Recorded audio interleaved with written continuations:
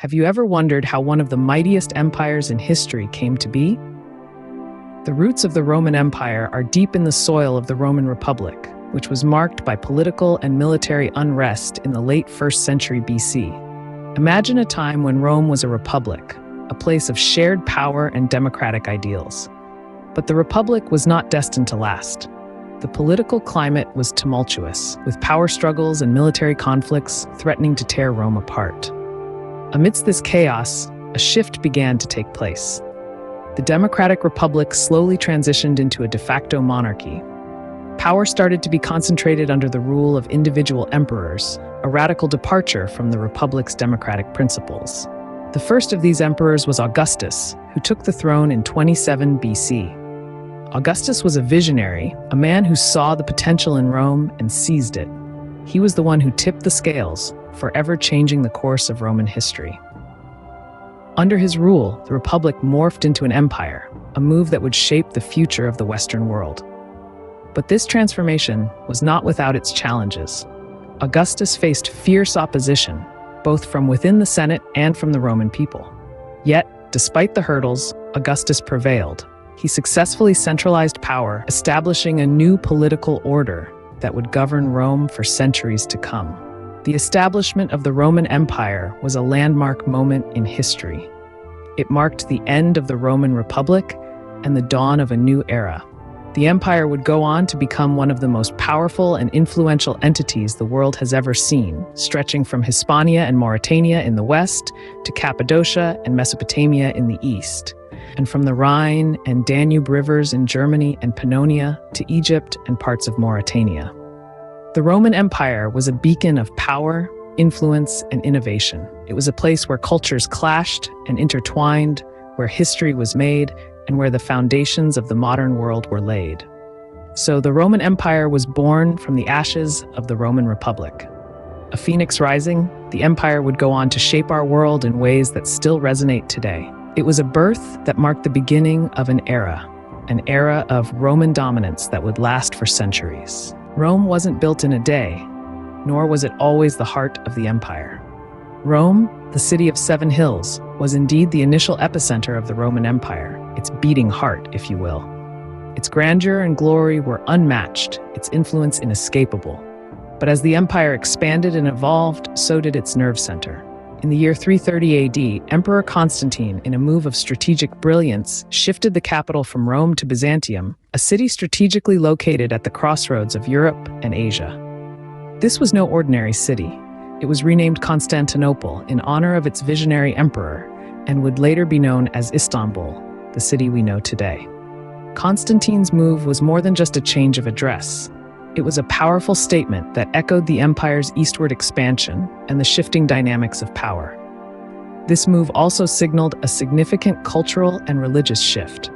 The languages spoken across the empire were diverse, with Latin and Greek being the predominant tongues. But the shift to Byzantium, a city steeped in Greek culture, underscored the importance of Greek in the empire's administration and society. Religion, too, underwent a profound transformation. The empire, which had originally followed Roman polytheism, saw a significant shift towards Christianity. This transition was not sudden, but rather a gradual process that culminated in 380 AD when Emperor Theodosius I declared Christianity the official state religion following the Edict of Thessalonica. This marked a monumental shift in the empire's religious landscape, shaping the spiritual identity of the Roman Empire and influencing Europe's religious evolution for centuries to come. Constantine's move changed the course of history, transforming Byzantium into the new heart of the empire. This was not just a geographical shift, but a cultural and religious one, marking a new chapter in the story of the Roman Empire. This new heart, Constantinople, would continue to beat, pulsating with the rhythm of a great empire that left an indelible mark on the annals of history. The Roman Empire was vast, but just how vast was it? Imagine a realm so expansive that it spreads from the sun-kissed lands of Hispania and Mauritania in the west to the rugged terrains of Cappadocia and Mesopotamia in the east. Not stopping there, it extends from the robust Rhine and Danube rivers in Germany and Pannonia to the timeless pyramids of Egypt and parts of Mauritania. This was the astonishing geographical extent of the Roman Empire at its peak under Emperor Trajan around 117 AD. The empire didn't just dominate land masses, but also the hearts and minds of millions of people. Picture a population so vast that it's estimated to have been between 55 to 100 million citizens. To put that into perspective, that's more than the entire population of Italy today. This colossal populace made the Roman Empire the most populous state in the Mediterranean world, a feat that wasn't surpassed until the 19th century. This massive empire was not a homogeneous entity. It was a vibrant mosaic of diverse cultures, languages, and traditions. Latin and Greek were the dominant languages, but there was a symphony of regional languages that echoed through the empire's bustling markets, grand amphitheaters, and serene villas. The empire's cities were the pulsating heart of this diversity. Rome, the eternal city, was a hub of political power and architectural grandeur. Alexandria, the jewel of Egypt, was a beacon of knowledge and learning. Antioch, the beautiful city on the Orontes River, was a melting pot of cultures and religions. These cities, among many others, had populations exceeding 200,000, a testament to the urbanized nature of the Roman Empire. So, when we think of the Roman Empire, we should picture more than just gladiators and colosseums. We should envision an empire of immense geographical extent, teeming with tens of millions of people, a myriad of languages, and a rich tapestry of cultures. The Roman Empire was the most populous state in the Mediterranean world until the 19th century. Life in the Roman Empire was diverse and complex.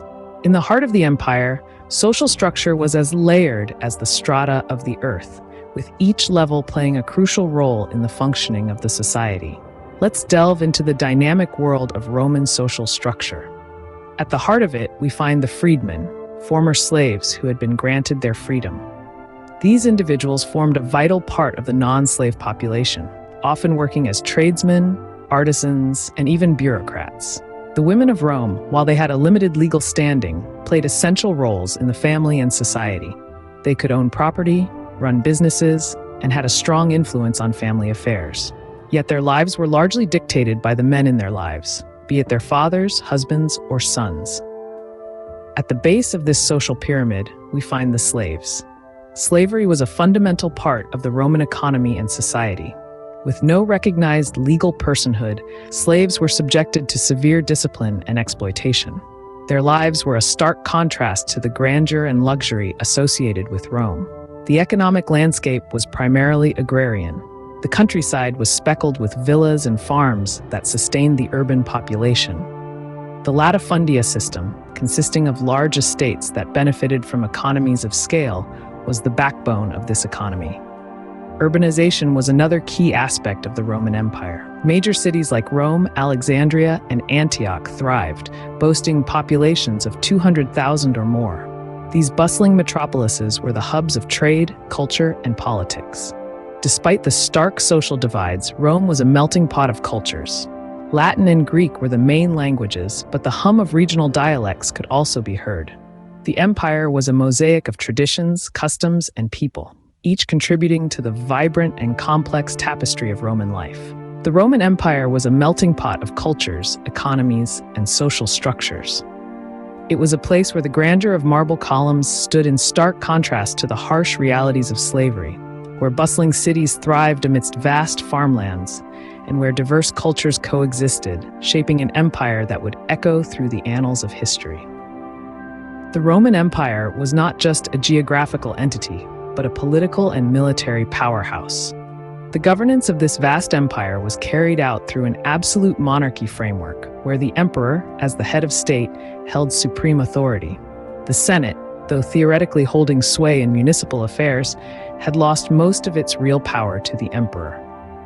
The provinces were organized under an imperial bureaucracy and governed by propraetors and proconsuls appointed by the emperor. These appointments, along with local nobles and dynasts, ensured collaboration with imperial rule.